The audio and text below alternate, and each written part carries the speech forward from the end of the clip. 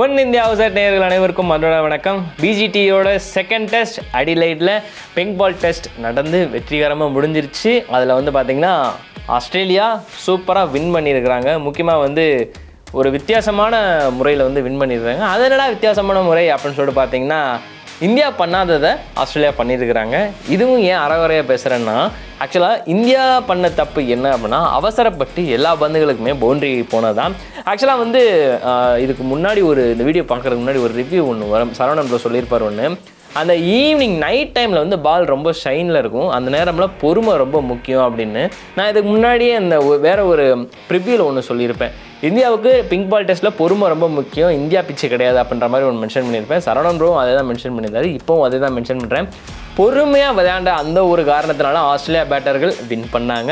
பொறுமையாக விளையாடாத அந்த ஒரு காரணத்தினால இந்தியா பேட்டர்கள் தோத்தாங்க அப்படின்னு தான் சொல்லணும். ஏன்னா ஃபர்ஸ்ட் டெஸ்ட்டு ஒரு முழுக்க டேயில் நடக்கிறது, ஈவினிங் வரைக்கும் தான் நடக்கும். அந்த மாதிரி ஒரு டெஸ்ட் அது.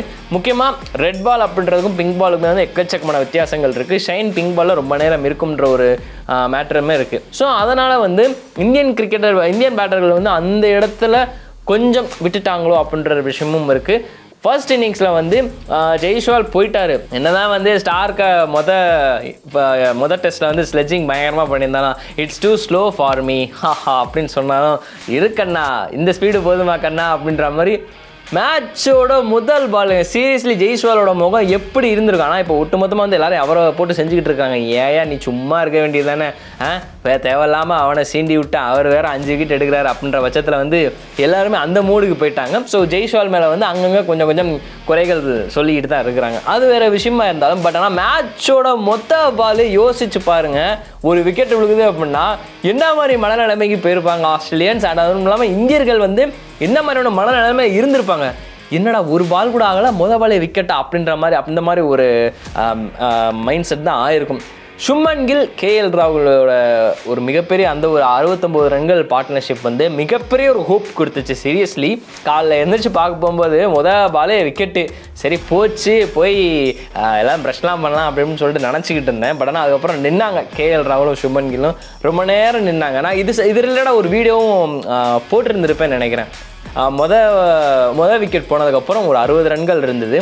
அதுக்கப்புறம் ஒரு 30 மினிட்ஸ் அகைன் ஒரு பேட் கிரிக்கெட் தான். இந்த பேட் கிரிக்கெட் எதுக்கு அப்படின்னா, கேஎல் ராகுல் போனார், சுமன் கில் போனார், விராட் கோலி போனார், அதுக்கப்புறம் ரோஹித் சர்மா போனார், அதுக்கப்புறம் ரிஷப் பண்ட் போனார். ஸோ இப்படி வரிசையாக 5 பேருமே குறைஞ்சபட்சம் ஒரு 40 ரன்களுக்கிட்டே போயிருக்கிறாங்க. அப்படின்ற பட்சத்தில் அகைன் பேட் ஃபேஸ் அப் கிரிக்கெட் தான் ஆடி இருக்கிறாங்க. முக்கியமாக அதுவுமே அந்த ஈவினிங் டு நைட் டைமில் தான் அண்டர் த லைட்ஸ்லாம் போயிருக்கிறாங்க அப்படின்ற விஷயமும் இருக்குது.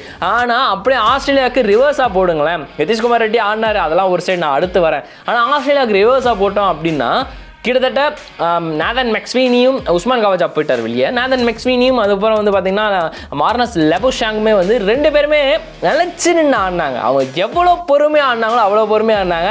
ஜஸ்பிரீத் பும்ரா வேறு லைட்டாங்க, அந்த ஸ்லெட்ஜிங் வேறு பண்ணார் அப்படின்ற மாதிரி ஸ்லெட்ஜிங் பண்ணால் அதான் பார்க்க நல்லா தான் இருந்துச்சு. பட் ஆனால் இருந்தாலும் அந்த மார்னஸ் லெபுஷாங் மெக்ஸ்வீனி ஆடின ஆட்டத்தை இந்தியா ஆடலை அப்படின்றதான் நான் மென்ஷன் பண்ணுறேன். அண்ட் அது மட்டும் இல்லாமல் கீழே ஸ்டீவ் ஸ்மித் எடுத்தாங்க, ஓகே. அது கீழே அலெக்ஸ் கேரியை தூக்குனாங்க, ஓகே, எல்லாம் ஃபைன். ஆனால் அவங்களோட அந்த ஒரு பார்ட்னர்ஷிப் மிகப்பெரிய க்ரூஷியலான பார்ட்னர்ஷிப், மேட்சுக்கு உயிர் கொடுத்த பார்ட்னர்ஷிப் அது அப்படின்னு தான் நான் மென்ஷன் பண்ணுறேன். ஸோ அந்த இடத்துல ஆஸ்திரேலியா ஒரு படி மேலே ஒசந்து நின்ட்டாங்க. அடுத்ததா வில்லாதி வில்லனுக்கு இவருக்கு பேரே வச்சுக்கலாம். யாருன்னு பார்த்தீங்கன்னா டிராவிஸ் ஹெட். எதுக்கியா அந்த மனுஷனுக்கு இவ்வளோ ஒரு கொலைவெறி வருது? ரோஹித் சர்மா சீரியஸ்லி அந்த ஸ்டாட் எனக்கு பார்க்க நான் ஃபஸ்ட்டு சிரித்தேன். ஏன்டா எப்பலாம் ஒரு ஸ்டாட் இருக்குமாடா அப்படின்னு ஃபஸ்ட்டு நம்பலை. ஆனால் அதுக்கப்புறம் இப்போயும் அடித்ததுக்கப்புறம் ஒரு வேளை இருக்குமோ அப்படின்ற மாதிரி தான் நம்ப வேண்டியதாக இருக்குது. நம்ம பேட் கமின்ஸை கூட அடுத்து வச்சுக்கலாம். மிச்சல் ஸ்டார்க் பேசியாச்சு. டிராவிஸ் ஹெட்டுக்கு வருவோம். டிராவிஸ் ஹெட்டை பொறுத்த வரைக்கும் பார்த்தீங்கன்னா மொதல் டெஸ்ட்டில் அந்த அளவுக்கு பெருசாக இது பண்ணல. ஓப்பனிங் ஆனார், ஓகே ஃபைன், எல்லாமே முடிஞ்சிச்சு. உஸ்மான் கவாஜா மேலே எனக்கு கொஞ்சம் நம்பிக்கை அடிப்பார் அப்படின்னு. பட் ஆனால் அவருமே போயிட்டார். ஆனால் இவர் எப்படி சொல்கிறது, அந்த 5வது பொசிஷன் போனாருன்னு தெரில. தரமான ஒரு பேட்டிங்கு. உண்மையிலே ஒட்டுமொத்தமாக பால் பை பால் அந்த ஓடிஐ இன்னிங்ஸ் நம்ம பார்ப்போம் இல்லையா, அந்த மாதிரியான ஓடிஐ இன்னிங்ஸ் டெஸ்ட்டில் ஆடினார். முக்கியமாக அவருக்கு இப்போ தான் நியூ பார்ன் பேபி வேறு பிறந்திருக்கதா இது சொல்லியிருந்தாங்க. அந்த குழந்தைக்குமே அந்த செஞ்சுரி டெடிகேஷன் பண்ணியிருந்தார்.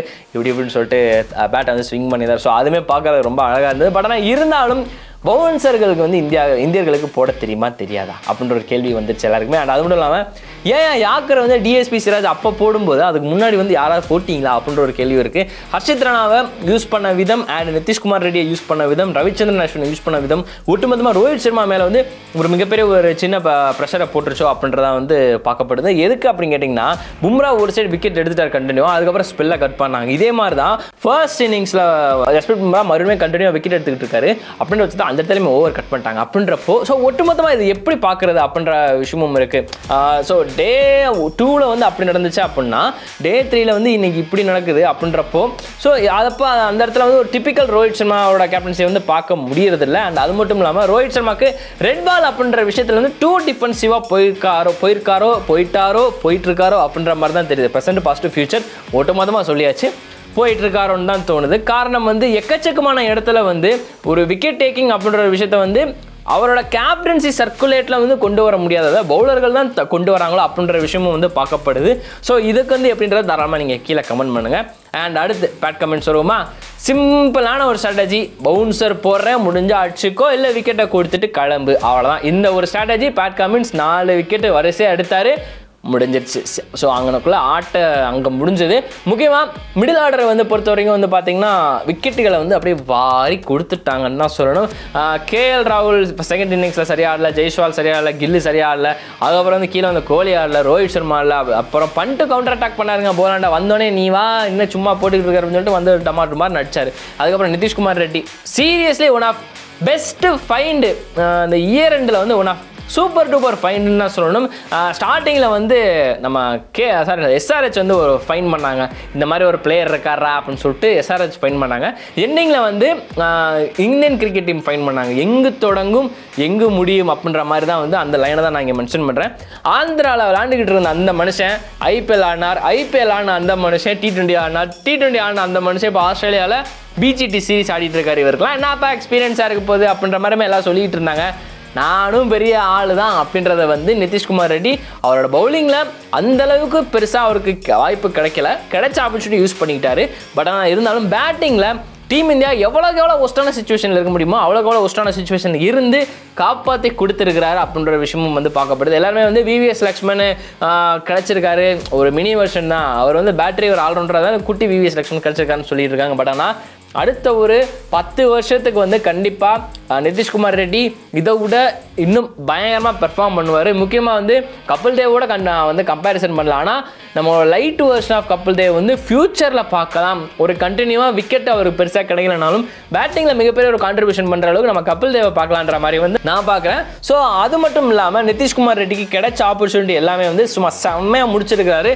டெபியூட்டில் இருந்து இப்போ வரைக்குமே வந்து ஒட்டுமொத்தமாக ஒரு 4 இன்னிங்ஸ் ரெண்டு மேட்சே சேர்த்து 4 இன்னிங்ஸ் 4லையுமே வந்து குறைந்தபட்சம் 25+ 30+ ரன்கள் மட்டுமே அடிச்சுட்டு இருக்காரு. ஸோ இதுக்கப்புறம் வந்து அவர் ஒரு 50 தாண்டி ஒரு 100லாம் போடணுன்றது வந்து நம்மளோட விஷஸ் தான். எல்லாத்தையுமே தாண்டி வந்து ஆஸ்திரேலியன் பவுலர்கள் சும்மா சூப்பராக ஹேசல்வுட் இல்லாத ஒரு குறைய பெருசாக அவங்க காட்டிக்காமல் ஸ்காட் போலாண்டை வச்சு செம்மையாக செஞ்சு முடிச்சிருக்கிறாங்க. இட்ஸ் அ பியூர் தரமான ஆஸ்திரேலியா சம்பவம்.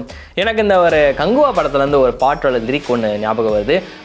போர் தொடுப்பவர் யாரோ இந்த போரினில் வெல்வோர் யாரோ அப்படின்ற அந்த ஒரு லைன் தான். அந்த லைன் எதுக்காக அப்படி சொல்கிறேன் அப்படின்னு சொல்லிட்டு பார்த்தீங்கன்னா, இதுக்கு முன்னாடி சொல்லியிருந்தா வந்து வேட்டை ஆரம்பமாயிடுச்சுடுவேன்னு சொல்லிடுவேன். ஆனால் இந்த இடத்துல சொல்கிறது காரணம் இப்போது 1 for 1 இருக்குது, இதுக்கப்புறம் வந்து ஒரு பிரிஸ்பேனில் இருக்குது, மெல்போர்னில் இருக்குது. அப்படின்றப்போ ரிட்டர்ன் கேபாக்கு போகிறோம். ஸோ கேபா வந்து இதுக்கப்புறம் மறுபடியும் வந்து ஆட்சி பண்ணுவாங்களா இந்தியா அப்படின்ற விஷயமும் இருக்குது. ஸோ இப்போதைக்கு நடந்த வரைக்கும் வந்து பார்த்திங்கன்னா இந்தியா வந்து முதல் டெஸ்ட்டில் மிகப்பெரிய ஒரு விஷயம் பண்ணிட்டாங்க.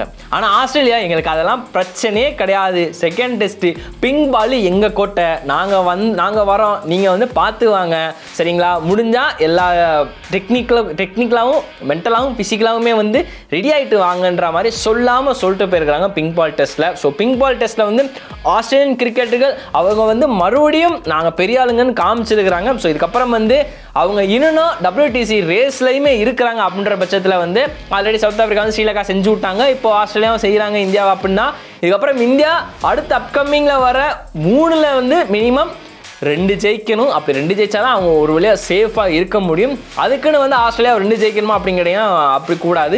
3-1 இல்லை 4-1ன்ற கணக்கில் தான் வந்து இந்த சீரீஸ் இந்தியாவுக்கு முடியணும். அப்படி முடிஞ்சாதான் அவங்க ஒரு விதமான ஒரு சேஃப் ஜோன். ஆஸ்திரேலியா வராமல் வேறு யாராவது வருவாங்க. ஸோ அப்படிலாம் இல்லை அப்படின்னா ஒட்டுமொத்தமாக வந்து ஆஸ்திரேலியா இந்தியாவை வந்து தரமாக 10 வருஷத்துக்கான பகையை வந்து தீர்த்து முடிச்சிருவாங்க. ஸோ இதுதான் வந்து one and only way to finish the PGT. But ஆனால் இருந்தாலும் இப்போதைக்கு வந்து பீக் பிஜிடி இன்னும் வரல. இப்போ தான் டிராவிஸ் ஹெட் சிராஜ் வந்து அந்த ஒரு வார்த்தையை எக்ஸ்சேஞ்ச் பண்ணிக்கிட்டாங்க. நான் சொன்னேன், இவர் சொல்லன்றாரு, இவர் சொன்னார், அதனால நான் சொன்னேன்னு சொல்லிட்டு இவர் சொல்கிறாரு. ஸோ அதுவுமே ஒரு விதத்தில் பார்க்கப்படுது. அதனால் இதுக்கப்புறம் தான் அப்கமிங் மிகப்பெரிய ஒரு பிஜிடி. ஏன்னா முதல் இன்னிங்ஸில் ஜெய்ஸ்வால் வந்து நீ ஸ்லோவாக போடுறேன்னு சொல்லிட்டாரு, அதுக்கு ஸ்டார்க்கு பழி வாங்கிட்டாரு. ஆனால் ஜெய்ஸ்வால் சும்மா இருப்பாரா? இப்போ அடுத்த டெஸ்ட்டில் பாருங்கள், 12ஆம் தேதி 13ஆம் தேதி ஆரம்பிக்குது. அதில் கண்டிப்பாக மொதல் பாலே 4 அடிச்சா அடிப்பார் மனுஷன். ஹேசல்வுட் எப்படி ரிட்டர்ன் வந்துடுவார் அப்படின்றப்போ ஷமியோட வருகைக்கு மிகப்பெரிய ஒரு காத்திருப்பு இந்திய டீமுக்கு இருக்குது. ரோஹித் சர்மா வந்து போஸ்ட் மேட்ச் பிரசன்டேஷன் ஒன்று சொன்ன ஒரு விஷயம் என்ன அப்படின்னா, ரோஹித் சர்மா அதாவது முகமது ஷமிக்கு வந்து எந்த ஒரு பேரியருமே கிடையாது, டோர் ஆல்வேஸ் ஓப்பன் தான், வந்தாலே நாங்கள் உள்ளே எடுத்துகிறோம் அப்படின்ற விஷயமுமே வந்திருக்கு. இன்னொரு ஒரு விஷயம், பவுலிங்கை பற்றி நான் பேசவே இல்லை. பும்ராவை தவிர அந்த இடத்துல யாருமே பெருசாக கான்ட்ரிபியூஷன் பண்ணலையோ அப்படின்ற ஒரு விஷயம் இருக்குது. எப்போவுமே டீம் இந்தியா பும்ரா இந்த கண்ணை மூடிட்டு பும்ரானா பும்ரா, அந்த கண்ணை மூடிட்டு சொல்கிற மாதிரி தான் இருக்குது. ஸோ பும்ராவே மேக்ஸிமம் டிவோட் பண்ணி இருக்கிறதுனாலே, முக்கியமாக அஸ்வின் அண்ணாவோட பிங்க் பால் டெஸ்ட்டு இந்த தடவை வந்து என்ன கான்ட்ரிபியூஷன் இருந்ததுன்னு சொல்லிட்டு எல்லாருமே கேட்க ஆரம்பிச்சிட்டாங்க. சரி, கொடுத்த வாய்ப்பை கொஞ்சமாக இருந்தாலும் யூஸ் பண்ணிக்கிட்டாரே தவிர, பட் அவரால் பெருசாக என்ன பண்ண முடியுது? ஒரு பேட்டிங்கில் வந்து 22 ரன்கள் அடிச்சார்ப்பா, ஓகேப்பா, சாட்டிஸ்ஃபை. பட் பவுலிங்கில் வந்து அவர் கொடுக்கலனாலும் வேற என்ன செய்கிறோம்? அதுக்கு அவர் வந்து ஒரு வாஷியவே எடுத்துருக்கலாமே, பேட்டிங்கில் இதோட நான் கலக்கியிருப்பார் அப்படின்ற மாதிரி எல்லாம் சொல்ல ஆரம்பிச்சிட்டாங்க. So India too dependent Bumrah அப்படின்ற விஷயம் வந்து பார்க்கப்படுது. ஸோ இதுக்கெல்லாம் வந்து எப்படின்றது தாராளமாக கீழே கமெண்ட் பண்ணுங்கள், பார்க்கலாம். இந்த ரிவ்யூ பற்றின வேறு ஏதாவது கமெண்ட்ஸ் இருந்தாலும் தாட்ஸ் இருந்தாலும் தாராளமாக பண்ணுங்கள். எல்லா கமெண்ட்களும் நோட் பண்ணப்பட்டிருக்கு அப்படின்னு சொல்லிட்டு விடைபெறுகிறேன். வேற ஒரு வீடியோ நான் சந்திக்கிறேன். வணக்கம்.